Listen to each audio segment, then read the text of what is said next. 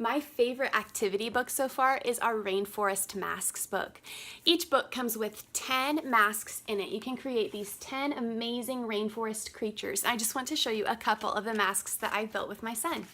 So this is the macaw mask. And here's a tapir and a snake. These are so much fun and such beautiful detail. I'm also really impressed with the quality of the paper in them.